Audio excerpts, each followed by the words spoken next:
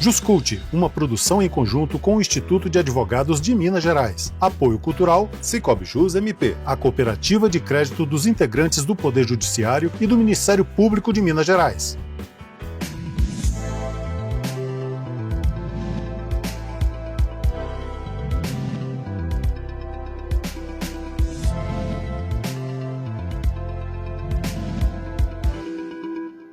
Olá, sejam todos muito bem-vindos ao Cultura Geral. É um prazer fazer o Cultura Geral aqui na TV Banqueta, na Rádio Cultura de Curitiba, todos os dias, né, aqui na telinha da TV Banqueta e também da Rádio Cultura de Curitiba pelo áudio, né, às 6 da manhã e também às 10 da noite, para todo o estado de Curitiba. E aqui em Belo Horizonte, para toda a região metropolitana. Bom, a gente está começando mais um programa, né, dentro dessa parceria com o Instituto dos Advogados de Minas Gerais. A gente vai falar sobre direito eleitoral nessa pauta que é o Juscult, né? Que é uma parceria e um projeto criado em partes com o Instituto dos Advogados de Minas Gerais e também aqui com Cultura Geral, para a gente tratar dos assuntos técnicos, né, jurídicos que a gente acaba vivenciando no dia a dia e que acaba afetando também as nossas relações dentro dessa sociedade tão volátil e tão digital que a gente está vivendo. E para conversar sobre as eleições já para 2026, que começam, na realidade, em outubro, né, deste ano, nós estamos recebendo aqui a doutora Patrícia Henriques, que é sócia, que é integrante lá do Instituto dos Advogados de Minas Gerais e também foi minha professora de Direito na Faculdade de Milton Campos, Direito Eleitoral e também Constitucional. Patrícia, seja muito bem-vinda mais uma vez, já é de casa, né? Apesar, gente, a gente está fazendo esse malabarismo para ela vir no programa há um tempo e tal, porque estava difícil de conciliar as agendas, mas agora está tudo certo, a Patrícia está aqui, graças ao Instituto dos Advogados de Minas Gerais. Seja bem-vinda. Muito obrigada, eu que agradeço por ter vindo aqui hoje, é uma honra estar aqui hoje, depois de tanto tempo, né? Vim tantas vezes, mas agora já deve ter uns bons anos que eu não venho aqui. Mas uma honra estar aqui, principalmente para conversar com você e sobre um tema que eu gosto tanto, que é o direito eleitoral. Sem sombra de dúvida. Patrícia, primeira coisa que eu queria te perguntar você esteve lá no TRE, juíza do TRE, né? Desempenhou uma função importantíssima como juíza do TRE, e queria que você falasse um pouco dessa experiência, tecnicamente, como que foi, como é que isso engrandece, obviamente, a atuação, né, no campo do eleitoral e também dos entendimentos de contas e também das relações eleitorais com o público e também com a instituição. Pois é, eu já era advogada eleitoralista, professora de direito eleitoral e quis ter essa experiência, porque o TRE ele tem 7 membros, 7 integrantes, a corte, e 2 cadeiras, que são chamadas cadeiras de juristas, que são dos advogados. E, para mim, eu posso dizer que foi uma experiência talvez a mais desafiadora profissional da minha vida e também uma experiência maravilhosa, me enriqueceu demais, porque, primeiro que a justiça eleitoral, ela tem que ser conhecida, não só por nós, juristas, nós da área de direito eleitoral, mas porque ela é uma justiça que exatamente ela fala sobre democracia, ela decide as questões do cidadão, as questões de democracia. Então, o que a justiça eleitoral faz, o trabalho que a justiça eleitoral brasileira faz, que nenhum outro país do mundo tem, é maravilhoso, e não só no aspecto judicial, mas no aspecto administrativo. Você já pensou um país do tamanho do nosso, com em torno de 160 milhões de eleitores, um estado igual Minas Gerais, que tem em torno de 16 milhões de eleitores, organizar uma eleição a cada 2 anos, fora que nós temos eleições extemporâneas que acabam acontecendo aí, em municípios de vez em quando acontece. Então, ela é uma justiça que efetivamente ela funciona. Foi assim, maravilhoso para mim conhecer por dentro o funcionamento da justiça eleitoral.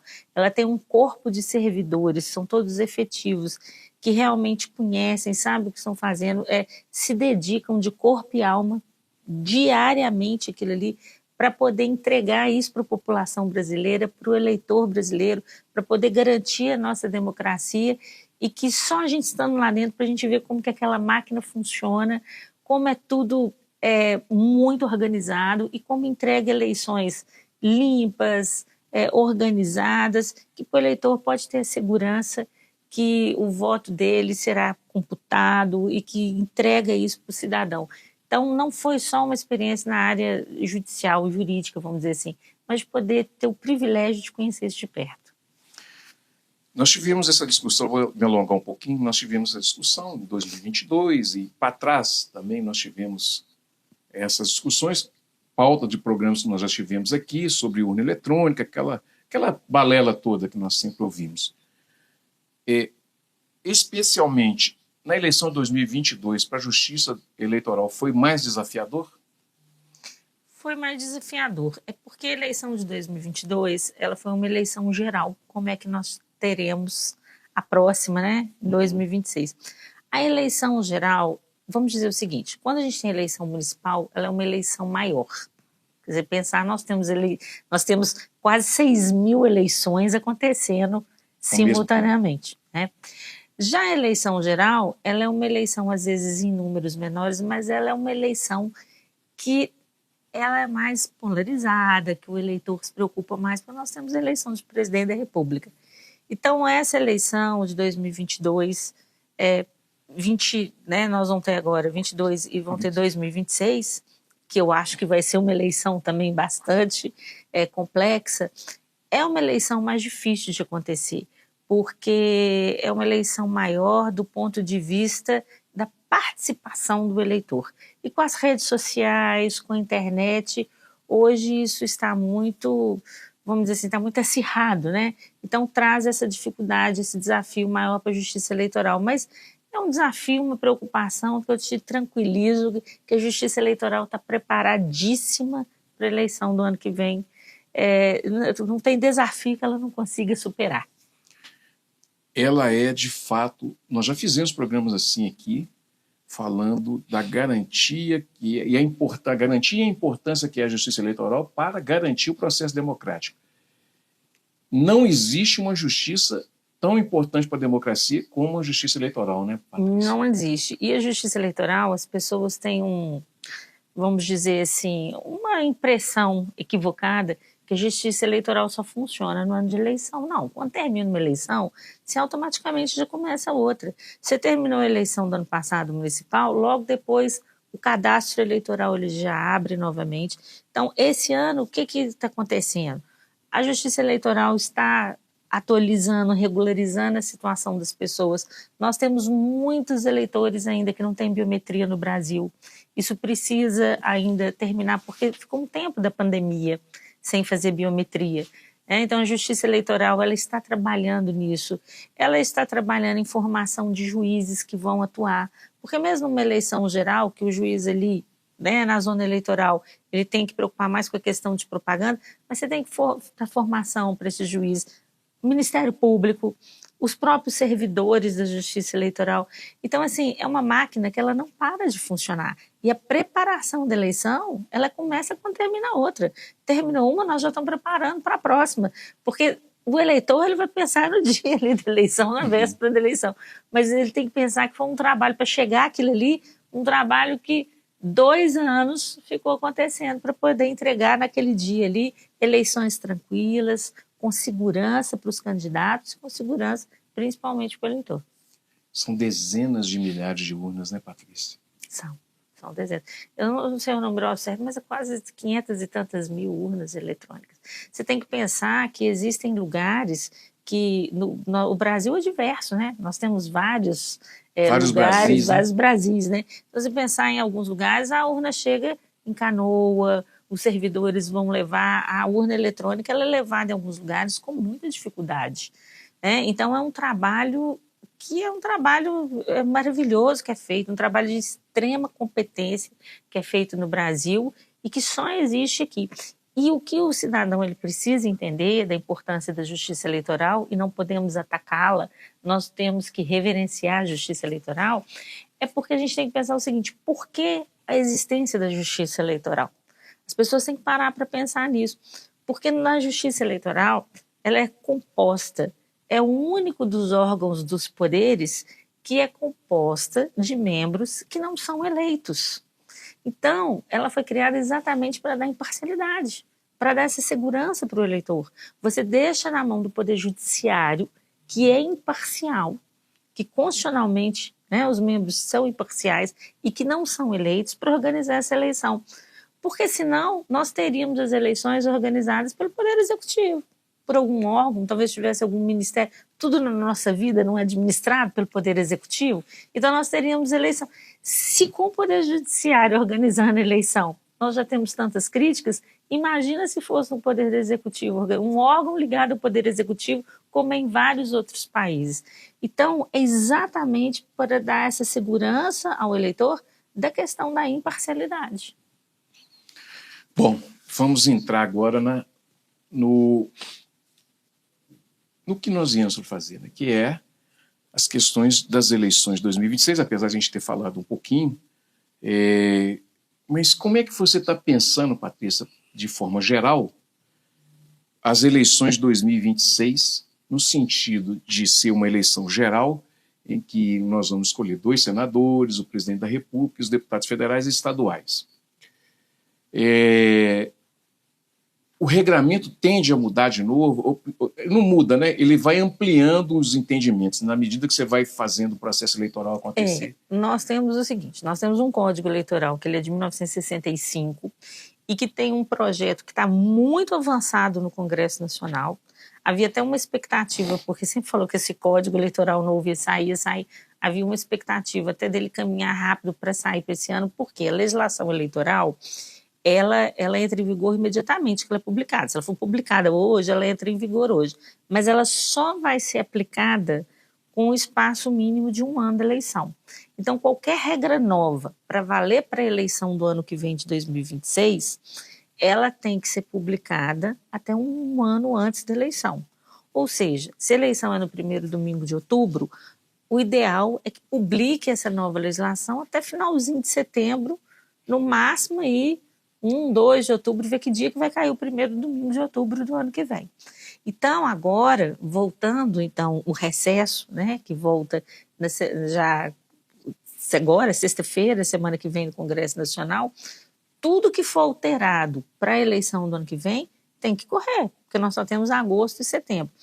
Acho difícil, talvez, esse novo código sair, né, vamos dizer assim, ser publicado para valer para a eleição do ano que vem. Pode até ser publicado esse ano, mas que não vai valer para a eleição ano que vem, porque tudo que altera o processo eleitoral, você tem que ter esse espaço de 1 ano.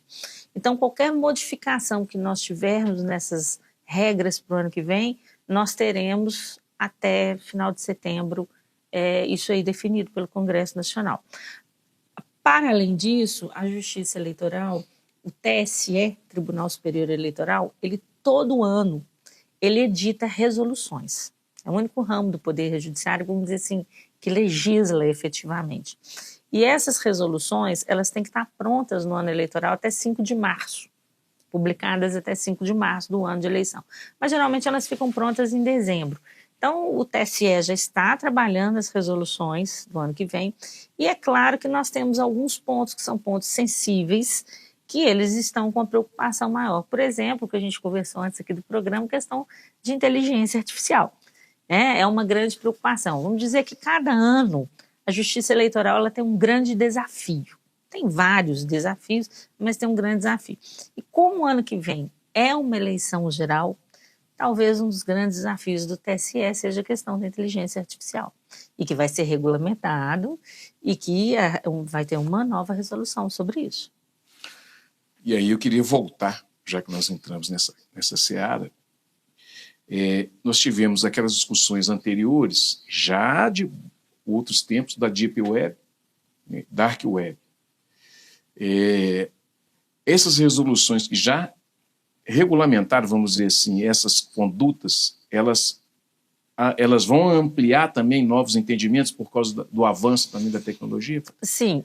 A questão é a seguinte, vamos dizer que a questão mais, numa eleição de presidente da República, um ponto importantíssimo é a questão de propaganda. Tudo que envolve propaganda eleitoral. Propaganda eleitoral é tudo. Agora, a propaganda eleitoral, especificamente na internet, ela tem uma questão de velocidade. Ela é muito rápida. A disseminação de um conteúdo na internet é muito rápida. Então, qual que é a grande questão? A grande questão é desinformar o eleitor. É questão da desinformação. A justiça eleitoral, a legislação, ela não é contra o avanço da tecnologia, de jeito nenhum. Isso vai deixar as campanhas mais baratas, vai deixar as campanhas mais dinâmicas. Nós já temos uma regulamentação que foi para a eleição de 2024 referente à inteligência artificial. Então, não é proibida a utilização de inteligência artificial na propaganda eleitoral. O que você precisa é comunicar ao eleitor que a inteligência artificial está sendo utilizada.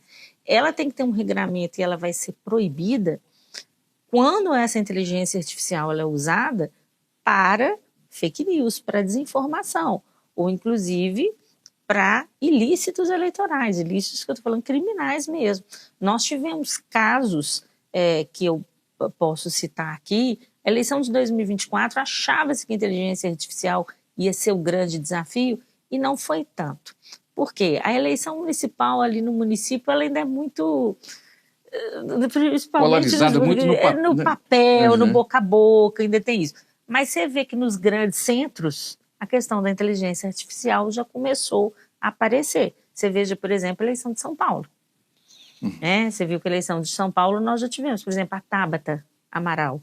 Ela foi vítima de um vídeo, não sei se, não especificamente propaganda eleitoral, mas um vídeo que caiu nas redes. Todo mundo percebeu que era um vídeo fake, montagem, uma montagem. Me parece num vídeo que continha ela do nudes, essas coisas. Eu não lembro direito o que era. Teve um outro vídeo dela abraçando um candidato concorrente. Hoje saiu um relatório da Polícia Federal de Minas Gerais de um caso, eu até não me lembro o município, que foi hoje, eu li muito rapidamente, de um prefeito aqui de Minas Gerais, que ele teve um áudio que foi vazado. Foi Teófilo. Eu posso falar aqui, porque não tem sigilo, saiu hoje. E ele teve um áudio vazado e ele falava, eu não falei isso, eu não falei isso. E esse áudio, ele disse que o prejudicou nas eleições, e hoje saiu um relatório que esse áudio foi criado por inteligência artificial. Então, você veja, o poder que a inteligência artificial tem é muito. Então, a gente precisa regulamentar isso. A regulamentação não vai impedir que aconteça, mas você precisa ter uma regulamentação para que, se acontecer, a providência seja rápida. Você retirar aquele conteúdo. Eu queria até esclarecer aqui com você, Patrícia, até para todas as pessoas entenderem, obviamente que os advogados eleitorais não precisam disso e nem os outros, mas para a população de uma forma geral e para outras pessoas que não sabem, que o crime eleitoral ele é de âmbito federal, né, Patrícia? De âmbito federal, porque a justiça eleitoral é uma justiça federal. Então é a Polícia Federal que atua. Pois é. Nas investigações. E isso independe, seja eleições municipais ou eleições estaduais, de governador, deputados ou de presidente da República. Então você veja, uma eleição de prefeito que teve em Minas Gerais, foi feita toda uma investigação da Polícia Federal e foi, então, esse vídeo foi para um laboratório, eles fizeram, e um áudio rápido, mas de um conteúdo que o prejudicou, ele disse que o prejudicou, até não sei qual que é o conteúdo, mas que então todo o laboratório, com a inteligência da Polícia Federal, e chegaram à conclusão que foi 100% fabricado por inteligência artificial.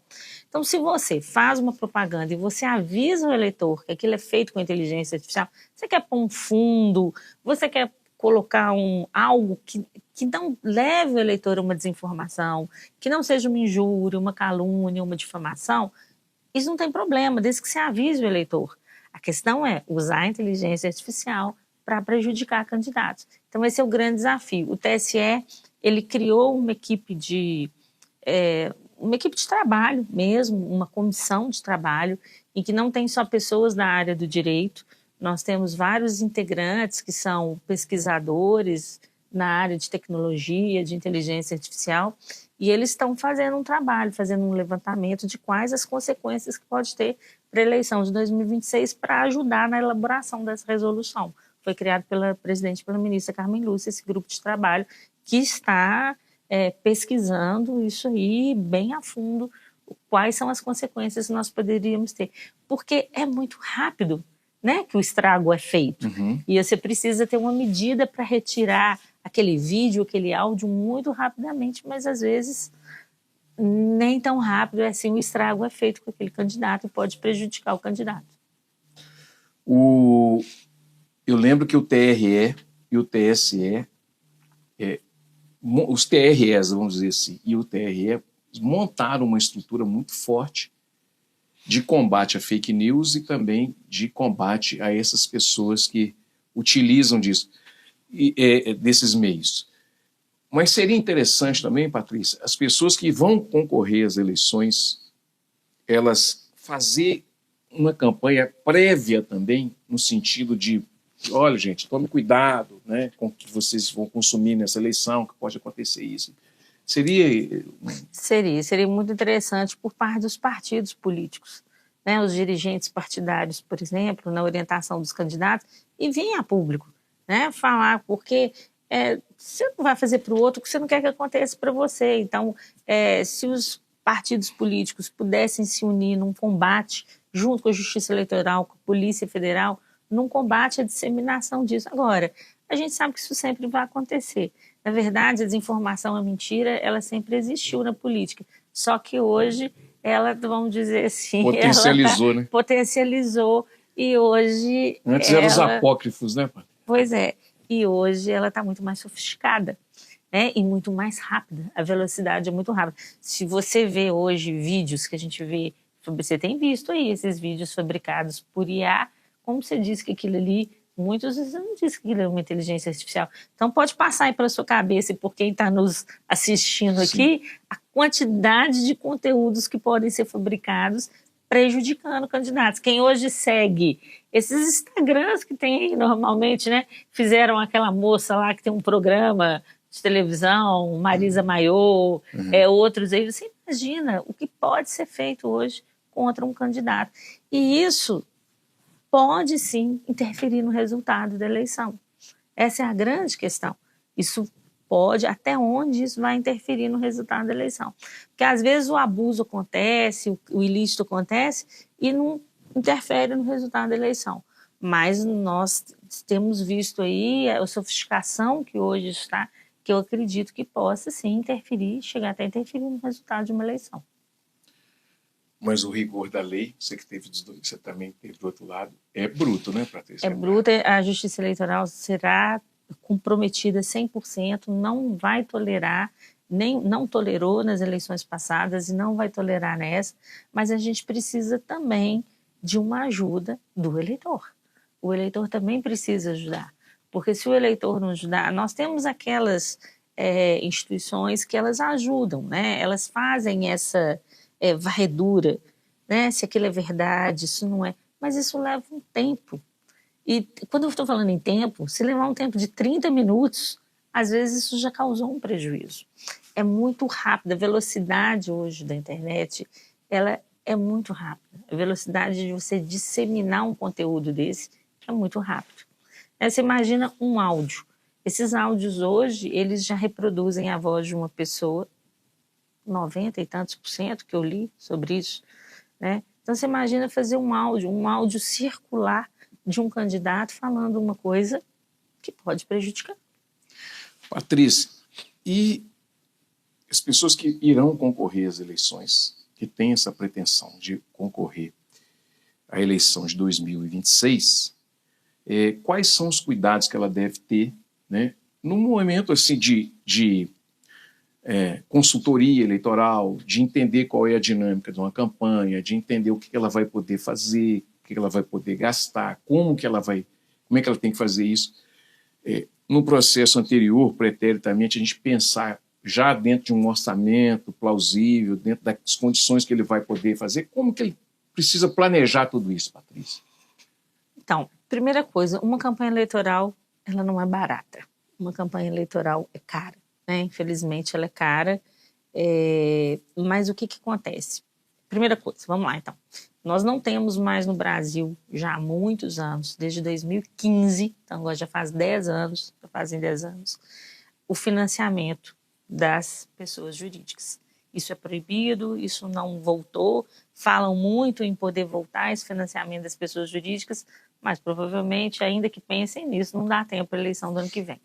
Então, hoje um candidato, quando ele quer candidatar, ele precisa já prever isso. Por quê? Porque hoje a gente tem um limite de gastos. Para cada cargo, você tem um limite de gastos, né? Qual o máximo que eu posso gastar numa eleição? E esse limite de gastos, você pode às vezes não chegar no limite, mas você precisa gastar, senão você não consegue, principalmente, fazer propaganda. Então, a primeira coisa é fazer esse planejamento de quanto que você gasta, quanto que você acha que cada voto custaria ali na sua região. Nós temos diferenças enormes, né? Veja o tamanho de um estado igual Minas Gerais, a quantidade de eleitores que a gente tem aqui. Outros estados, talvez a campanha seja mais fácil, estados que têm acesso mais fácil de viagem para os candidatos. Tá? Então, ele precisa fazer dentro da sua realidade esse orçamento. Você imagina uma campanha de presidente da República no Brasil, viajar num tempo curto. O tempo foi encurtado, né, há uns anos atrás de propaganda, só 45 dias. Você viajar, você requer avião, vai fazer quantas viagens por dia, né? E esse limite de gastos, a gente tem o passado, ele é atualizado, né? O TSE só vai soltar esse valor no ano que vem. Então, o candidato ele precisa primeiro ter noção disso e ele precisa ter uma estrutura. Os candidatos eles têm que entender que uma campanha ela funciona como se fosse uma empresa, tanto que ele cria um CNPJ, né, um CNPJ temporário, e aquilo é empresa.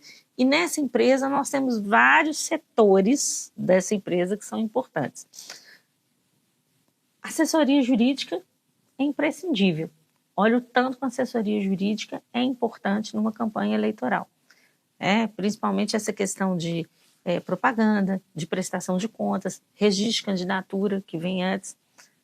Contador. Hoje você não tem como você entregar uma prestação de contas se não for assinada por um advogado, por um contador. É obrigatória a assinatura. É obrigatório que você tenha. E você tem que ter um advogado e um contador, uma equipe jurídica e contábil, que te acompanhe depois. O que eu vi muito na justiça eleitoral é que muitas vezes termina a eleição, aquele candidato não é eleito e ele nunca mais tem um contato, às vezes, com o advogado, com o contador, nem sabe quem que fez a campanha para ele, porque às vezes foi contratado ali pelo partido, ele não teve contato. Ele tem que ter o contato, contrate ele individualmente, se não quiser, do partido, porque aquilo ali pode gerar, às vezes, uma prestação de contas que não é entregue. E se ela não entrega a prestação de contas, ele fica com contas não prestadas. A pessoa que fica com conta não prestada, ela fica sem quitação eleitoral, ela não pode candidatar na próxima eleição.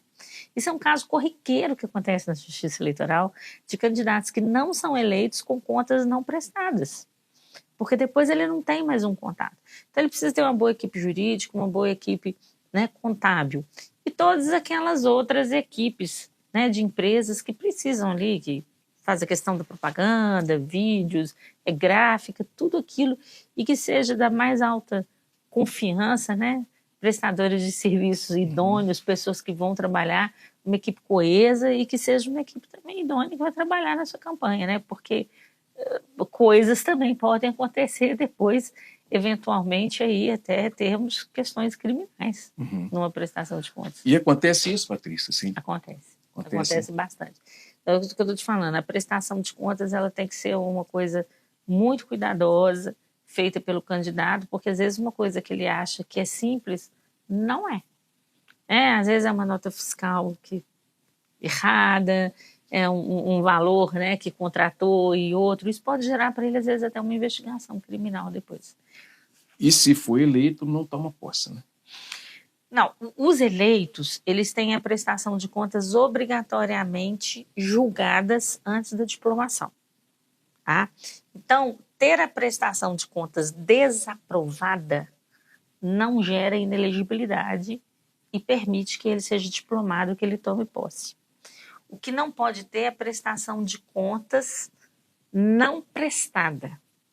Os eleitos, as prestações de contas são julgadas antes porque elas têm que ser julgadas, então elas têm que ser prestadas e seja aprovadas com ressalvas ou desaprovadas antes da diplomação.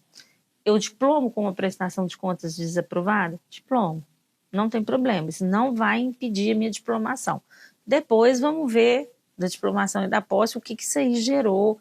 Essa prestação de contas, ela pode gerar questões criminais, às vezes o que estava ali gera uma ação que leve à cassação de mandato, né? Conteúdo daquela prestação de contas pode ser munição, né? Pode ser ali provas que embase, fundamente, uma ação de investigação judicial eleitoral de impugnação de mandato, principalmente dos eleitos. Isso é muito, né, eles têm que tomar muito cuidado com isso.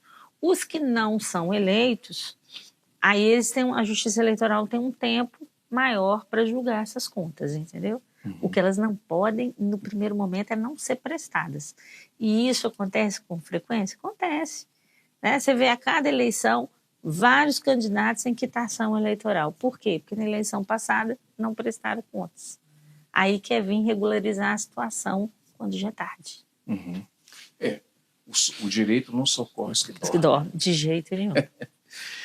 Bom, gente, deixa eu fazer o intervalo. Eu vou fazer o primeiro intervalo aqui na TV Banqueta e na Rádio Cultura de Curitiba. Nós estamos falando de direito eleitoral, já pensando em 2026. Um minutinho só, não saia daí. Nós estaremos de volta aqui com o JusCult da TV Banqueta, em parceria com o Instituto dos Advogados de Minas Gerais. Um minutinho só.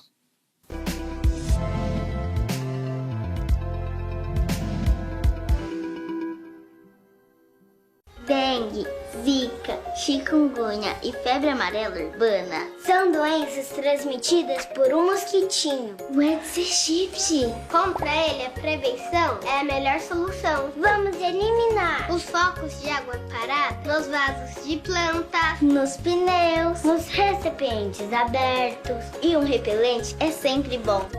Vamos juntos com a LBV. Diga sim à prevenção. Apoio TV Banqueta. Sonhos cabem no papel, mas podem se tornar realidade. Eles crescem com apoio e investimento no presente. Educação para todos é o que inspira a LBV a buscar um futuro melhor para milhares de crianças e adolescentes. Acredite nesses sonhos, apoie suas realizações. Quando a LBV ligar, diga sim!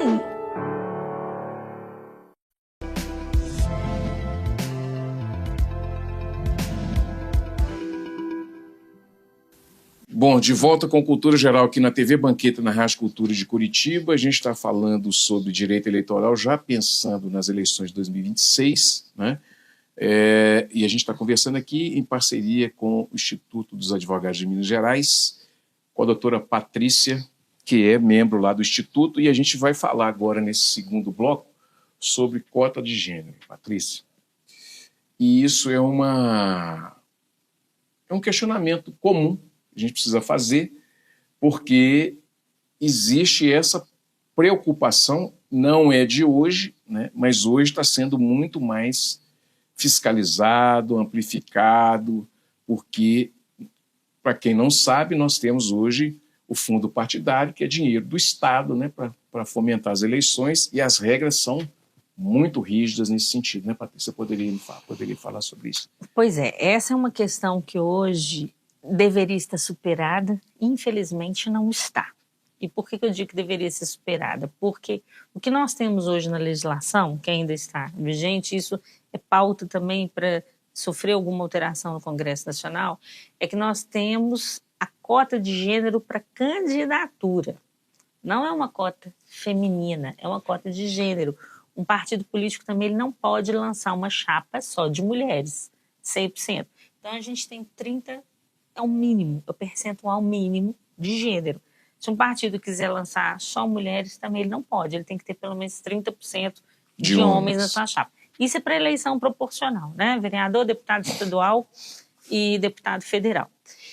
E nos anos anteriores, nas eleições anteriores, e isso ficou muito marcante em 2020, por quê? Porque 2020 foi uma eleição com pandemia, onde nós sabemos que muitas mulheres perderam o emprego, o índice de violência doméstica aumentou assustadoramente, já é altíssimo, aumentou mais, perderam emprego, os filhos em casa, fora da escola, então muitas mulheres não fizeram campanha. Então nós tivemos muitas ações de fraude à cota de gênero. O que é a fraude à cota de gênero?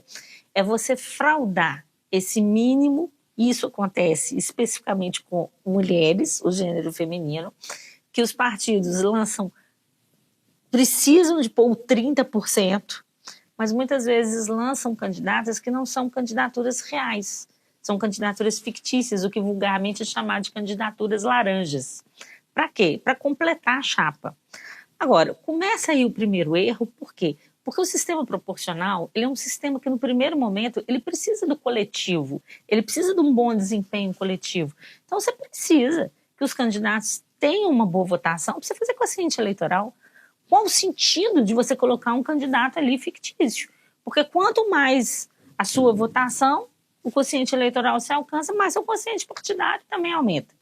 Então já começa o primeiro erro de uma candidatura fictícia. Se a pessoa tiver 20 votos, é melhor do que nenhum, né? Pois é. Ter voto é difícil? Ter voto é difícil, é muito difícil. Fazer campanha é difícil, é muito difícil. Mas as mulheres querem candidatar. Nós temos muitas mulheres com potencial para ser candidatas. E aí o que acontece? Durante os anos, ao longo dos anos, nós fomos vendo várias candidaturas femininas com 0 votos ou um percentual pequeno de votos, com prestação de contas zerada, ou eles faziam aquelas prestações de contas padronizadas, dou R$300 para cada mulher candidata aqui da chapa. E também com ausência de atos de campanha. Nós temos casos na Justiça Eleitoral julgados até de mulheres fazendo campanha para homens. Ela é candidata e faz campanha para outra pessoa.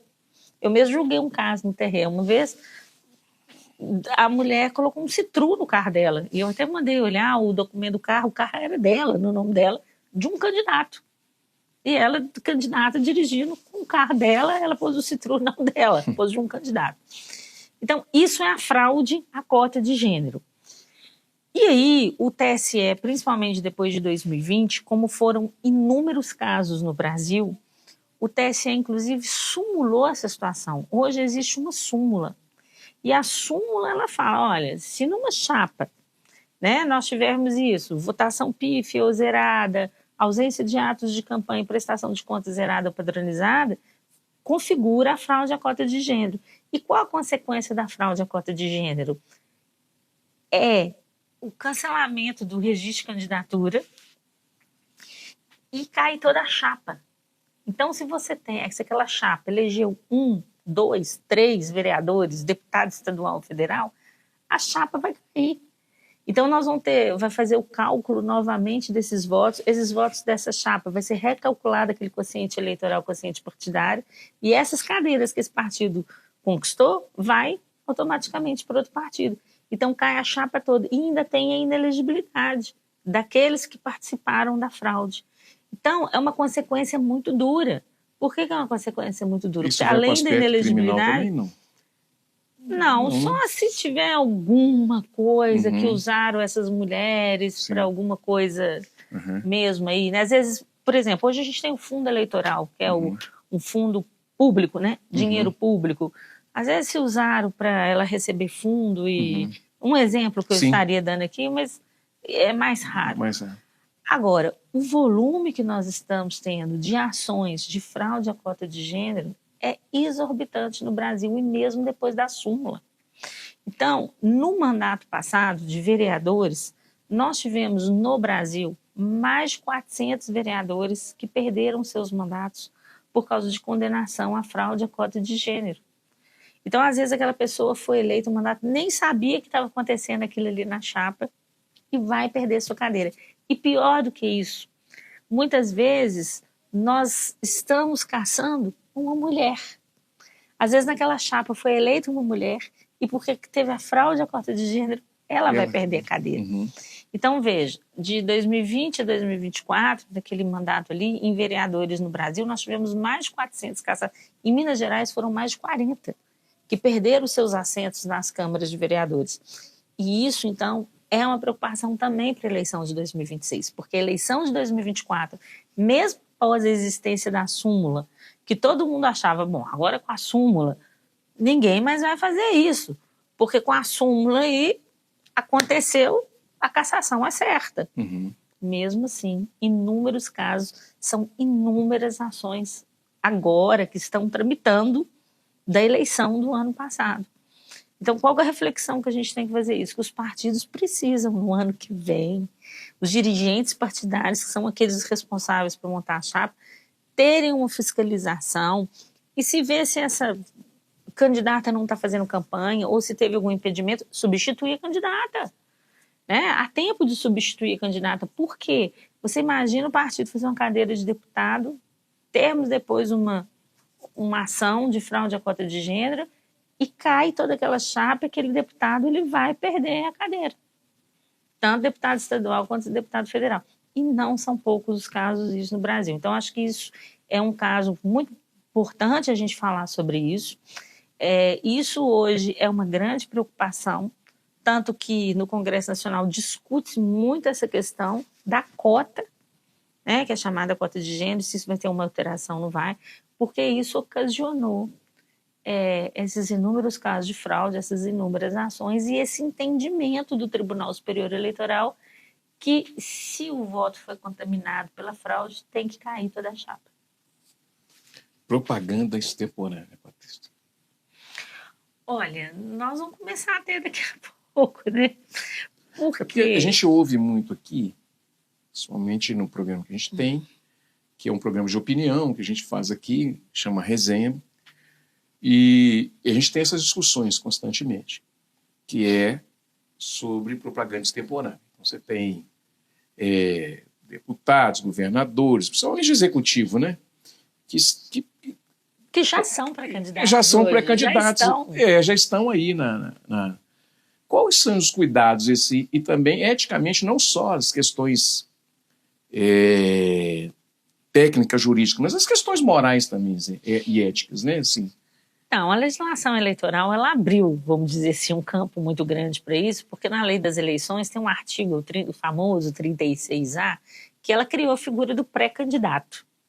Então, essa figura do pré-candidato, ela vamos dizer, o limite ali é muito tênue. Uhum. Porque a pessoa, ela já pode, né? Acabou uma eleição, no dia seguinte, se ela quiser, ela já pode dizer, olha, eu sou pré-candidato, e a pessoa tem questão da autopromoção, tem a questão de eu discutir minhas ideias, de eu discutir qual vai ser minha plataforma. Então, qual que é a sua pauta?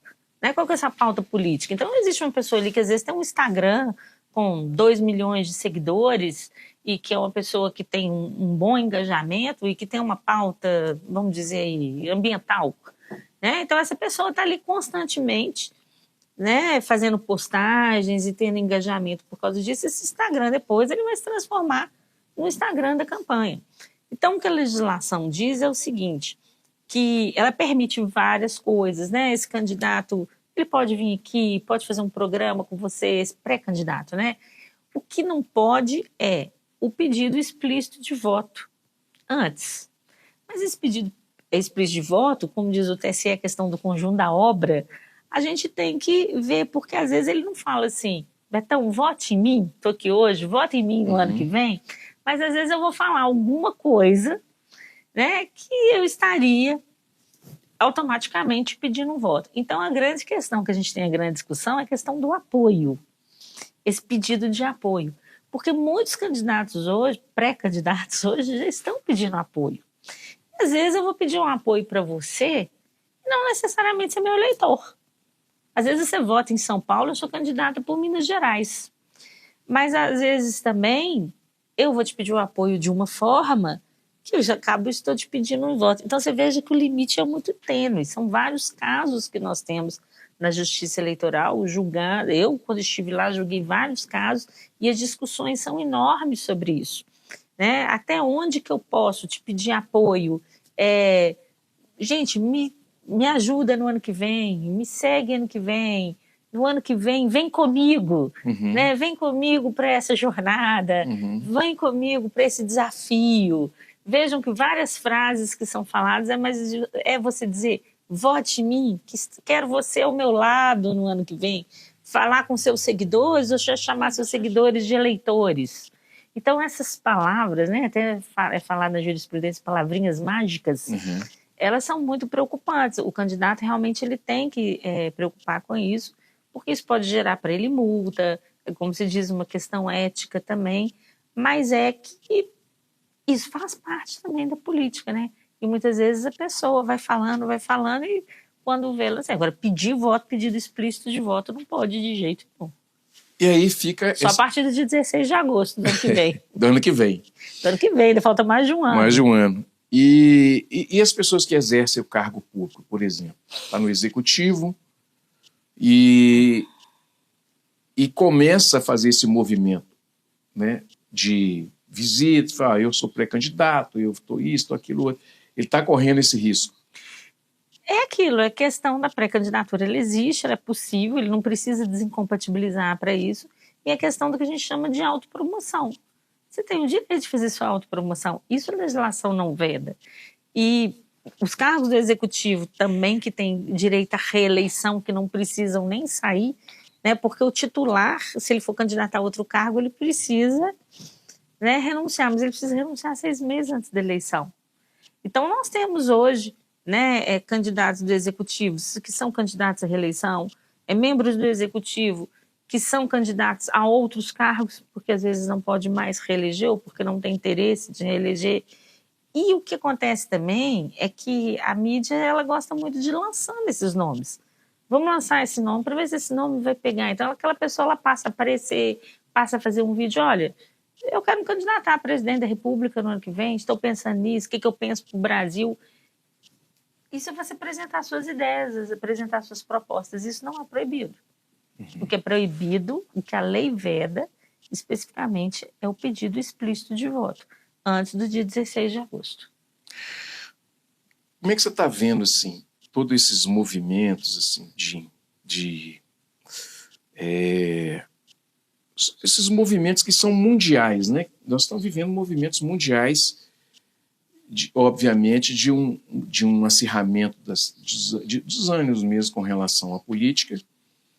E, obviamente, que isso traz desafios enormes para quem vai, não só para o jurisdicionado, mas traz também para a gente para as pessoas, aliás, para os advogados eleitorais, para a própria justiça eleitoral, mas os advogados, os operadores do direito, vai ter que ficar muito atento, porque existe uma inclinação muito grande da sociedade por mais uma polarização, né?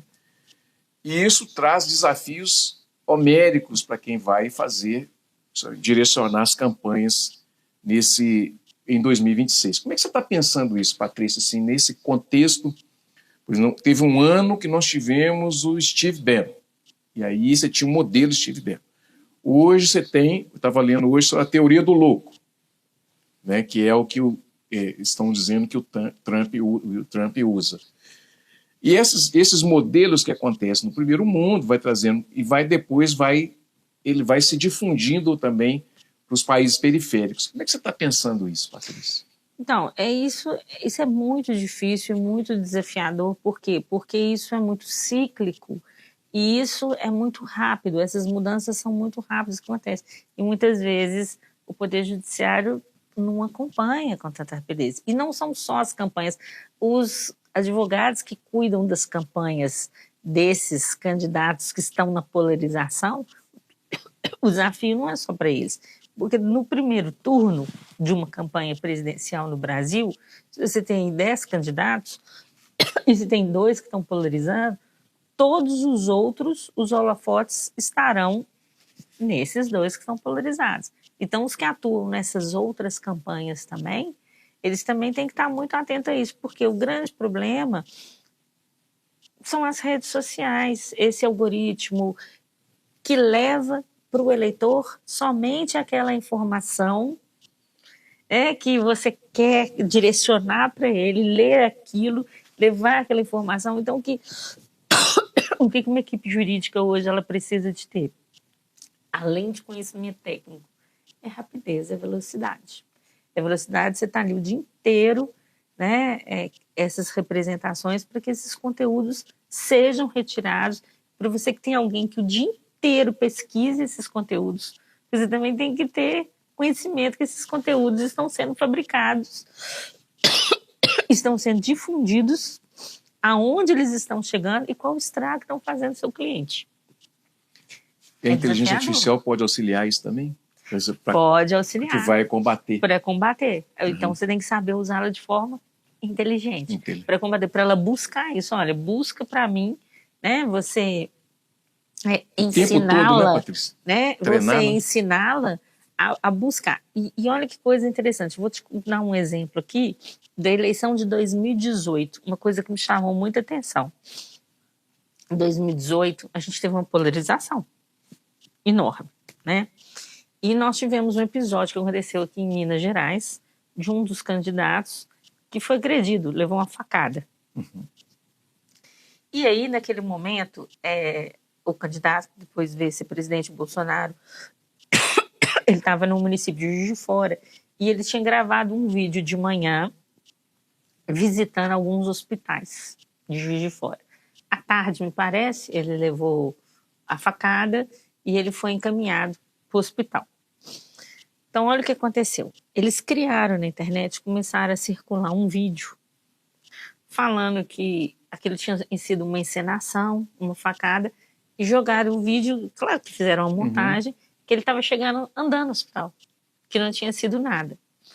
E, ao mesmo tempo, o agressor, eles pegaram uma foto dele, o rapaz que foi preso na hora que deu a facada, e fizeram uma montagem dele ao lado do outro candidato. Que o Lula, eu não sei se ele ainda era candidato ou se já era o Haddad nesse momento da campanha, não sei se já tinha substituído, já não me lembro mais. Mas montaram com o Lula, a Gleisi Hoffmann e tal. Então fizeram montagens dos dois lados. E isso começou a disseminar na internet, E na época, uma dessas empresas aí, né, que faz checagem, né, de fatos, uma das CEOs dessas empresas virou e falou assim, olha, o que mais nos deixou perplexo, porque eles notificavam no Facebook, não compartilhe esse conteúdo é fake, não compartilhe. E ela falou que quanto mais eles notificavam, mais as pessoas compartilhavam. Então existe também isso. A pessoa, porque existe, muitas vezes a gente subestima o eleitor, né? Não, eu não posso, não. Mas tem aquelas pessoas que também que compartilham, sabendo que aquilo... Já dizia o Fábio Belo, o perverso nunca morreu. Então elas falaram que notificava, aí que a pessoa compartilhava mais ainda. Então, assim, é tudo muito desafiador, é tudo muito dinâmico, o direito eleitoral é muito rápido, o advogado eleitoralista, ele já tem que ser muito rápido, os prazos são muito rápidos, mas numa época de eleição é realmente 24 horas. É realmente 24 horas por conta daquilo. Uma loucura. É uma loucura. Para quem gosta, é muito bom. E a justiça eleitoral também, os promotores também. Eleição, os bastidores de uma eleição, ninguém sabe o tanto que é desafiador, rápido, tem que ter velocidade e tem que ter equipe muito grande ali trabalhando para isso. Você viu a eleição de 2022, o TSE, porque aí a eleição dos presidentes ela acontece no TSE, então são os ministros, né? Vocês viram a quantidade de representação que teve entre o Lula e o Bolsonaro o tempo todo. Nós temos casos, né, emblemáticos. Teve o caso do boné que o Lula usou, né, quando ele chegou num aglomerado, não teve? Sim, com uma sigla. Teve o caso do negócio do canibal. E teve várias, um chamou o outro de traficante, outro chamou de... Então, assim, várias coisas. E tem que estar ali, a equipe jurídica o tempo todo, mandando retirar esses conteúdos. Fora a descredibilização que tentaram fazer da urna eletrônica, né? Fora isso, né? Fora isso. Agora, o que precisa... nós estamos falando tudo isso, mas o que precisa... Aí a população tem que entender também, o eleitor tem que entender que o candidato sabe disso, que isso hoje gera abuso de poder político. E os candidatos que fizerem isso, e a Justiça Eleitoral, ela vai ser vigilante sobre isso, e o Ministério Público Eleitoral também, os candidatos que fizerem isso, ações serão propostas depois da eleição, e ainda que for eleito, poderão perder o mandato por abuso de poder político. Nós tivemos um deputado que logo após a eleição de 2022 e tanto também na de 2018, perderam os mandatos por questão de desinformação sobre a urna eletrônica. Você está vendo agora a deputada Carla Zambelli. Sim. Ela, né, muita desinformação. E ela já, inclusive, poderia perder o mandato, tanto na Justiça Eleitoral quanto no próprio falta de decoro parlamentar, né? Agora ela pode ser que ela perca na Câmara. Uma coisa vai levar na outra. Vai né? levando a outra. Nós aqui, bom, pelo menos no meu programa, eu e o Fred, nós tentamos assim enormemente, né, garantir a lisura das eleições aqui. Igualdade de armas entre os candidatos. Você pode receber os candidatos, mas que receba todos, né? Pode ser os que você vai convidar que não vão querer vir, mas que faça o convite, né? E que tenha o tratamento igual, isonômico. Para o executivo até que dá, viu, Patrícia? Agora, teve gente que me pediu, eu falei, isso para o legislativo não tem jeito não, gente, senão tem que fazer todo muita mundo. gente, né? A chapa é muito grande. Muito grande. Pois é, mas que quando for falar dos candidatos, né, porque isso é uso indevido dos meios de comunicação. A gente tem um abuso de poder político, abuso de poder econômico, e entre as situações de uso indevido dos meios de comunicação, estão os meios de comunicação em massa, principalmente, privilegiar determinados A ou B. Ou então, né, criticar apenas A ou B. Então, é claro que tudo dentro do possível, igual você falou, não dá para trazer todo mundo, tem situações que não dá, mas que o convite seja feito, né?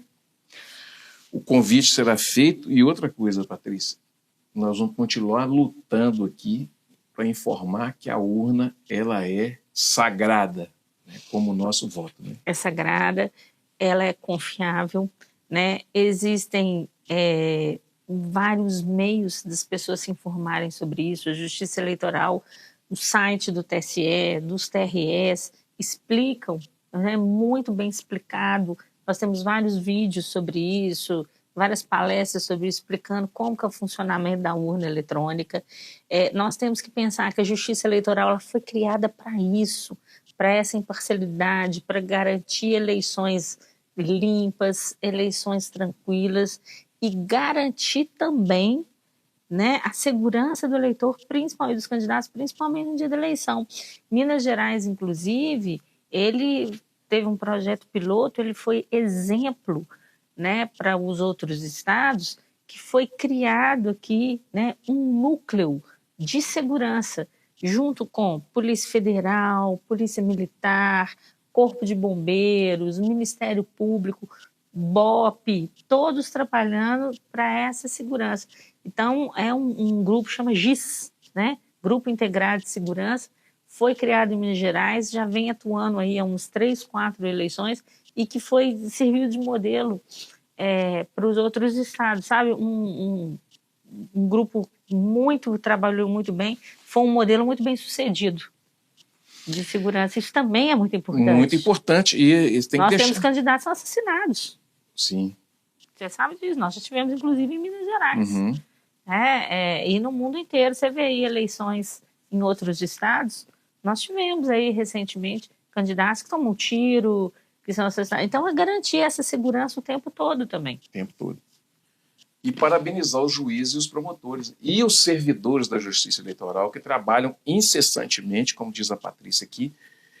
A gente não tem noção de como é o trabalho dessas pessoas. A gente tem até, aqui na televisão, a gente tem até um pouco que a gente faz a cobertura, né, das eleições. Trabalho e dedicação, viu? Nossa. Como eles amam aquilo, como que eles sabem, como que eles se conhecem, e as pessoas têm que, às vezes, parar e pensar, gente, para eu estar aqui hoje, nessa sessão eleitoral, com esses misares, com as pessoas, com essa urna funcionando aqui, ligada na tomada, qual o processo que aconteceu durante tanto tempo até chegar nisso aqui, ó. Acho que chega ali aquela cabinezinha com aquela urna ali. É porque as pessoas têm a visão simplória da coisa, né? Então, eu fui presidente final, de sessão. Né? Pois é. Então você imagina, quando a pessoa fala em fraude, imagina, você vem com a urna eletrônica, passa por milhares de mãos para chegar até ali. Nós temos teste de integridade da urna, feito. Urnas são aleatoriamente, na véspera da eleição, elas são sorteadas, fica lá né, montado lá no TRE, elas são levadas para lá, é feito teste, a testagem, feita de integridade, e nós temos o boletim de urna. Olha só, deixa eu contar um caso aqui muito interessante. Na eleição de 2020, eu estava no TRE, não sei se você se lembra, o TSE, abre aspas, né, parênteses, atrasou um pouquinho o resultado. Nós estamos tão mal acostumados que demorou 3 horas já foi um atraso, né? Terrível. Quem viu nos Estados Unidos, hein? Em outros 5 países, dias, né? 10 Que dias. na verdade, 5, 10 minutos o resultado já está lá, né? Nós estamos mal acostumados. E aí teve aquele pequeno atraso e era eleição municipal. Então, em cidades menores, o que é possível ser feito? Ninguém ficou esperando o TSE. O boletim de urna é tirado, ele é colado às 17 horas, e o pessoal dos partidos já foi passando nas sessões eleitorais e anotando e jogando nos grupos de WhatsApp. Então, em vários lugares, quando o TSE oficializou o resultado, né, anunciou o resultado, a gente já tinha prefeito comemorando, já estava até bêbado. Não comemorou muito porque era na pandemia, não podia ter aglomeração. Mas, e aí depois todo mundo conferiu. Bateu exatamente os votos. Fizeram na mão. Né? Então eles foram imprimindo o boletim de urna e os juízes vão imprimindo e aí o pessoal do partido vai passando pegando, em cada vai sessão passando e eles iam jogando nos grupos de WhatsApp e já estava comemorando, já tinha gente dando festa mesmo. E comemorando, já tinha gente, 3 horas depois já tinha gente bêbada. Feliz. O resultado saiu, já foi só para confirmar. Uma conferência manual, que é possível, porque aquele boletim de urna ele é, né, impresso no final. No final. São 5 vias. Né? Você pode, e se tiver lá, você pode até imprimir quando tiver papel. E que é um outro assunto também, que é tão discutido, a questão do voto impresso, mas o boletim de urna já é impresso e tem ali quantos votos. Então, assim, isso nos mostra, dá um alívio tão bom, né? Quando você vê que 3 horas depois sai o resultado e quantos municípios já estavam aí, vereadores comemorando, prefeitos comemorando. Sim. É muito bom a gente ver isso, porque eleição é a festa da democracia. E a gente tem que pensar que o voto é a maior arma que o cidadão tem. Eu falo com meus alunos que eu desafio eles a achar uma situação que coloca a gente em tanta igualdade quanto o voto. Porque o voto ele tem o mesmo valor, ele tem o mesmo peso para todas as pessoas. Então, se eu sou candidata, eu preciso do seu voto, da mesma modo que eu preciso do voto do Lula, do Alexandre de Moraes, da Patrícia. É o maior exemplo de direito de igualdade que nós estamos todos na mesma prateleira quando a gente vota. É uma arma muito poderosa. Eleição, Copa do Mundo e Carnaval, é festa do povo. Festa do povo. Então é a festa da democracia, mas é uma festa da democracia que tem se levado muito a sério. Sim. Hoje a gente tem possibilidade, né? O site da Justiça Eleitoral divulga Cande. Depois, no ano que vem, você pode fazer aí uma divulgação para os seus ouvintes aí, os seus telespectadores. Traz todas as informações de todos os candidatos. Tem tudo ali, né? Eu mostro meus alunos, eu abro com eles aquilo ali, né?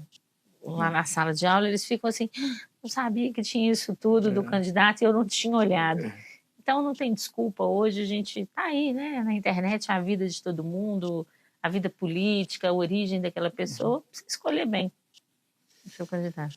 Pois é, chegamos ao final do JusCult, né, do Cultura Geral, com esse modelo novo também que a gente tem trazido aqui para discutir tecnicamente também, sem essa visão do juridiquês, né, mas tentando trazer também para as pessoas, para a população, para o meio jurídico também, tantas boas informações, né, que a gente precisa entender nesse novo momento que a gente está vivendo de sociedade também. Conversamos aqui com a doutora Patrícia Henriques, foi minha professora de Direito Eleitoral e Constitucional, e nós conversamos aqui sobre direito eleitoral, já pensando em eleição 2026. Patrícia, muito obrigado. Foi um prazer te receber aqui em nome do Instituto dos Advogados de Minas Gerais e também do Cultura Geral. Eu agradeço o Instituto, que eu sou associada desde 2007. Que maravilha. Do Instituto, na época que me levou o professor Ricardo Fiuza, a professora Lúcia Massara, e hoje com o Jean, colega também de magistério, presidente, fazendo um grande trabalho à frente do Instituto, e com vocês aqui também nessa parceria. A honra é minha, o prazer é meu, estou sempre à disposição. Sempre teve, né? Desde a época do rádio, né? Bom, deixar aqui, ela lembrou, né? Um abraço para a doutora Lúcia Massaro, que é também uma pessoa do meu coração e da minha estima, né? Um beijo no coração e voltaremos amanhã com mais um programa aqui na TV Banquete, na Rádio Cultura de Curitiba.